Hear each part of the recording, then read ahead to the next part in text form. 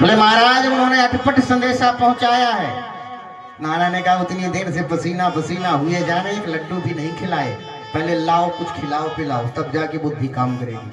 तो महाराज आजकल बाराती 2-4 प्लेट इस तरह रखवा लेते हैं, और कुछ लोग होते हैं किसी को रसगुल्ला नहीं अच्छा लगता, किसी को लड्डू नहीं अच्छा लगता, मेन चीज खा लेते हैं जो थोड़ी सी अच्छी वाली हुई और बाकी फेंक देते हैं, रख देते हैं।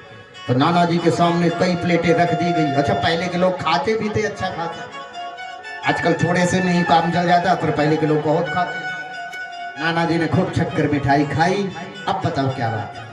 बोले महाराज लड़की वालों की शर्त है कि गांव के नदी जो बह रही है उसमें दूध की धार बहानी।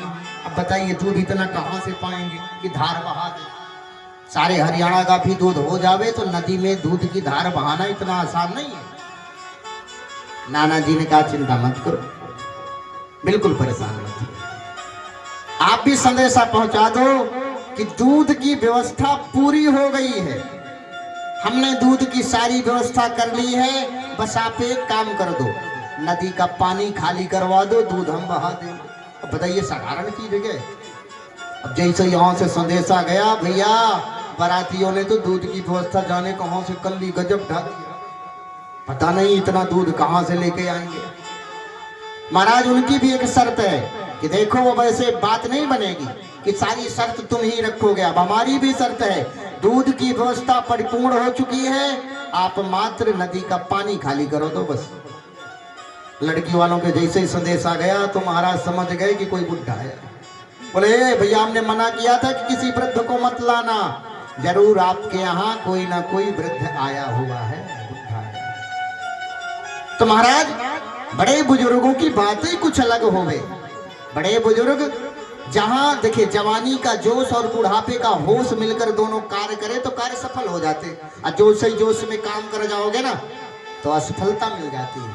इसलिए जवानी का जोश भी और बुढ़ापे का होश भी दोनों पुत्रों को ऐसे नहीं कि महाराज अपनी ही मर्जी से, माता पिता से सलाह करनी चाहिए, पिताजी ये कार्य करें, और माता पिता कभी गलत रास्ता नहीं बताएंगे। प्रेम से बोलिए राधे राधे राधे। आज रुक्मी नाट गया, पिताजी हम स्वयं सक्षम हैं और महाराज हम अपनी मर्जी से ब्याह करेंगे।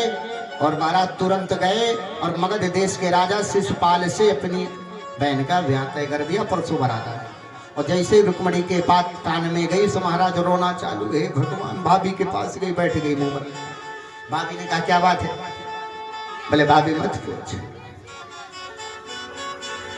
भैया ने जाने गजब ढा दिया, पिताजी की मर्जी थी द्वारिकाधीश संग ब्याह करने की, अजय जाने किसके संग मेरा ब्याह तय कर दिया। और भाभी मैंने तन मन से ही प्रभु को अपना वर मान लिया। अब बताइए मेरा जब मन मोहन के पास है और मेरा शरीर कोई दूसरा ले जाए तो क्या फायदा। भाभी ने समझाया देख ऐसे रोने से काम नहीं चलेगा, जिससे वास्तविक प्रेम है एक बार उसे संदेशा तो भिजवा, संदेशा तो पहुंचा दे। तो 7 श्लोकों में महाराज एक पत्र लिखकर, 7 भंवर होते हैं ना, 7 फेरे लगाए जाते हैं, वही 7 श्लोकों में एक पत्र लिखकर एक पंडित जी के द्वारा रुक्मणी ने भेज दिया प्रभु के पास। पंडित जी जैसे ही द्वारिकाधीश के पास गए तो द्वारिकाधीश पंडित जी को बड़ा स्वागत किया। देखिए ब्राह्मण को खिला पिला दो तो प्रसन्न हो जाते हैं, ब्राह्मण बड़े दयालु होते हैं, खिलाने से ही प्रसन्न हो जाते हैं। खूब खिलाया पिलाया और महाराज अंतःकरण में ले गए। ब्राह्मण देवता ने देखा प्रभु आप तो जैसे ही नाम सुना था उससे पिटा। भगवान ने कहा अच्छा बताओ काहे के लिए आए हो। तो तुरंत पत्र निकाले और देने लगे, लो महाराज ये आपका पर्सनल पत्र है, कहीं से आया है, आप इसे पढ़ो। भगवान ने कहा देखो हम ब्राह्मण देवताओं से कतई कुछ नहीं छुपाते हैं, आप ही सुनकर सुना। तो पंडित जी ने अरे महाराज ये आपका पर्सनल पत्र है, आप ही पढ़े ना। बोले नहीं हम ब्राह्मणों से कतई कुछ नहीं छिपाए, आप ही पढ़े।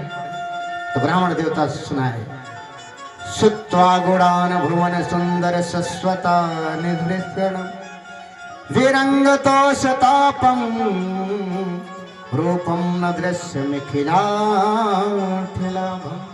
हे प्रभु हमने कहीं आपको देखा नहीं है, रूपम न दृश्यते, आपके रूप को भी नहीं देखा, पर संत महात्माओं के पिताजी के दरबार में आपके गुणों को सुन सुनकर, आपके गुणों से सुन सुनकर आपसे प्रेम हो गया।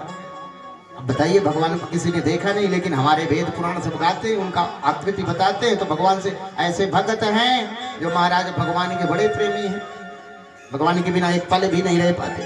तो हे प्रभु, मेरी इच्छा है कि आप मेरा हरण करके ले जाओ, पर परिवारजनों को किसी को कोई नुकसान ना हो। जैसे ही प्रभु ने पत्र पढ़ा, तुरंत महाराज रथ पर रूढ़ हुए और ब्राह्मण को संग में लेकर पहुंच गए।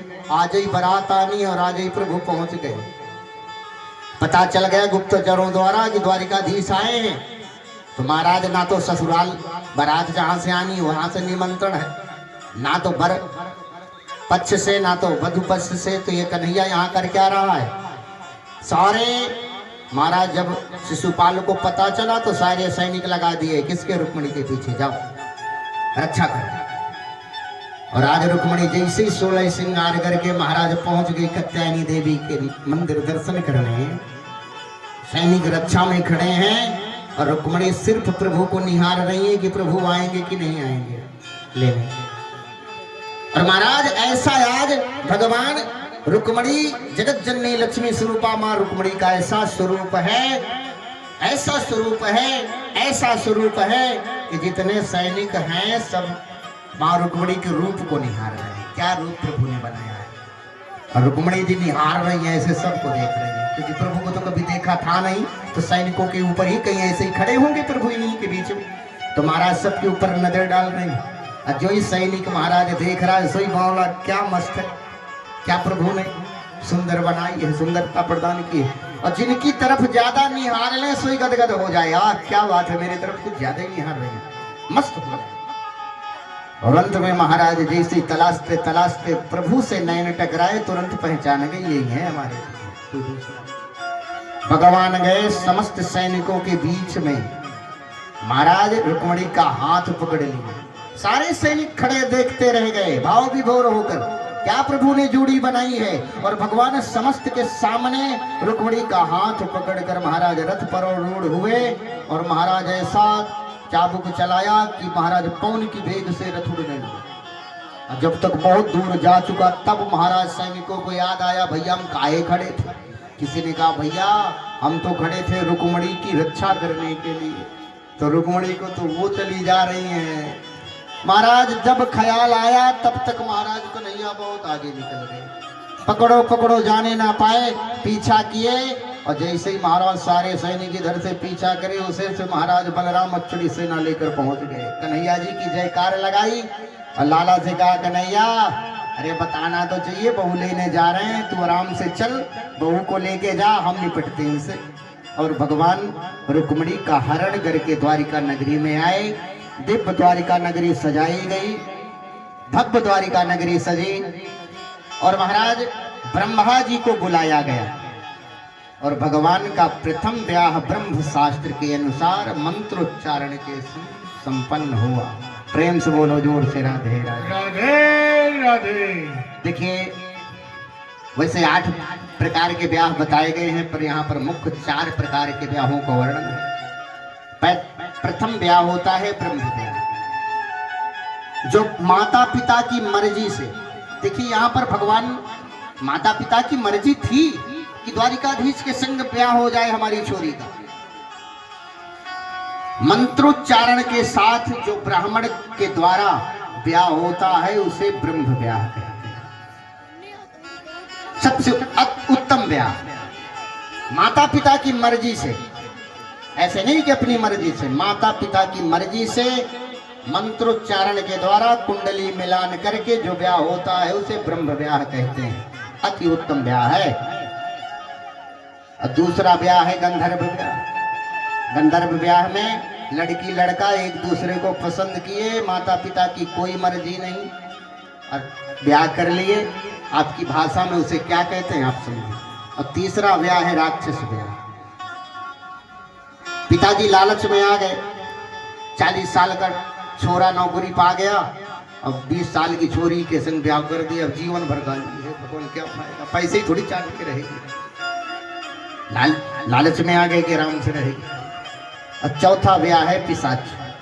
किसी गरीब घर की कन्या का बाहुबल से, पैसे के बल से हरण करना, जबरदस्ती ब्याह करना, ये महाराज पिशाच ब्याह कहलाता है। और सबसे अति उत्तम ब्याह है कौन? ब्रह्म। आज भगवान ने ब्रह्मा जी को बुलाकर, ब्रह्मा जी मंत्रोच्चारण करते रहे और द्वारिका को, सुंदर नगरी को सजाया गया। और महाराज आज भगवान ब्रह्मा जी ने मंत्रोच्चारण के साथ प्रभु का ब्याह करवाया। प्रेम से बोलो राधे राधे राधे राधे। देखिए रुक्मणी कोई साधारण नहीं है, साक्षात लक्ष्मी स्वरूपा है। कौन है रुक्मणी? लक्ष्मी। और लक्ष्मी पति कोई दूसरा नहीं बन सकता। लक्ष्मी पति सिर्फ कौन है? बोलो कौन है लक्ष्मी पति? विष्णु। नारायण है, आपके सामने बैठे हैं विष्णु। तो महाराज लक्ष्मी पति यदि आप बनने की कोशिश करोगे तो भगवान उस लक्ष्मी का हरण कर लेते हैं, कैसे भी कैसे करके। इसलिए लक्ष्मी पति बनने की कोशिश ना करके लक्ष्मी पुत्र बनने की कोशिश की जाती है। और आप यदि चाहें कि हम लक्ष्मी पति बन जाएं तो ऐसा नहीं हो सकता। आप लक्ष्मी पुत्र बन सकते हैं, लक्ष्मी पति सिर्फ नारायण ही रहेंगे। इसलिए नारायण के चरणों में लक्ष्मी का दान कर भी देना चाहिए। नहीं नारायण फिर अपनी मर्जी से यदि लक्ष्मी का हरण करेंगे तो पता भी नहीं चलेगा। आपके नजरों के सामने ही लक्ष्मी का हरण होता रहेगा। हरण भी ऐसे ही नहीं कि कोई आए चोर चोरी करके ही ले जाए। यदि लक्ष्मी जवान है और आप नारायण को सुपुर्द नहीं कर रहे हैं तो नारायण कैसी भी स्थिति करके उसका हरण कर लेते हैं। या तो किसी को चोर के द्वारा हरण हो जाए, या तो महाराज किसी ना किसी डॉक्टर को देके चले आएंगे, या किसी इन परिस्थितियों में लक्ष्मी हरण हो जाती है। तो दो चीजें दान की है, कन्या और लक्ष्मी। दोनों का दान उचित स्थान पर करना चाहिए, जहां पर लगे कि हाँ यहाँ पर हमारी छोरी प्रसन्न रहेगी। भाई बेटी का ब्याह करोगे तो ऐसे थोड़ी ना कि जिसको चाहो उसी के हाथ में दान देकर चले आए। विचार करोगे कैसा रहेगा कैसा नहीं रहेगा, क्यों करेंगे ना। इसी प्रकार लक्ष्मी का दान भी करते समय ध्यान देना चाहिए कि हमारी लक्ष्मी कहाँ खुश रहेगी। ये नहीं, देखिए दान, दया और धर्म। दान का अधिकारी कौन है? ब्राह्मण है। आप सपोज करिए आप कहीं जा रहे हैं और आप गए, और महाराज आप गए और किसी गरीब को देखा ठंड से कांप रहा है, आपको दया ये कम्बल उसे दे दिया। ये क्या है? ये दान नहीं है। आप सोच रहे कि हमने दान कर दिया कम्बल, ये दान नहीं है, ये है दया। आपके अंदर दया थी, आपने उसे एक कम्बल दान में दे दी, दया का रूप दिखाया। दान का अधिकारी सिर्फ ब्राह्मण है। ब्राह्मण के सिवा यदि आप दान कर रहे हैं, जैसे कहीं आप तीर्थ स्थल गए, गंगा स्नान करने गए और वहां पे जो आपने संकल्प के द्वारा जो धन दिया वो आपको दान की श्रेणी में आता है। और एक होती है दक्षिणा। अब जैसे दक्षिणा क्या होता है? जैसे आपने किसी पंडित जी को बुलाया, हवन करवाया, 2 घंटे 1 घंटे आपके घर में हवन किया, उसके बदले जो आप धन दे रहे हैं, उसमें दक्षिणा में ब्राह्मण का अधिकार है। मांग सकता है, लड़ सकता है कि महाराज जब आपके घर में 50,000 रुपए महीना आ रहा है और आपका नहीं पूरा पड़ रहा, आप भी परेशान हैं, तो बताइए 10,000 रुपए महीने में हम कैसे अपने परिवार को पालते हो? तो उसमें उसका अधिकार है, लड़ सकता है। तो कहने का तात्पर्य है दान का अधिकारी सिर्फ ब्राह्मण है। इसलिए दान भी उचित जगह में करना चाहिए, ऐसी जगह में नहीं कि जहां पर लक्ष्मी रोए। जहां पर आपको लगे कि महाराज यहाँ पर दान करना उचित है, यहाँ पर लक्ष्मी हमारी प्रसन्न रहेगी, वहीं पर ही लक्ष्मी का दान करना चाहिए। प्रेम से बोलो जोर से राधे राधे। बोलो वृंदावन बिहारी लाल की, बोले राधा रानी सरकार की जय हो। देखिए कल आपको अंतिम दिवस की कथा है। कल है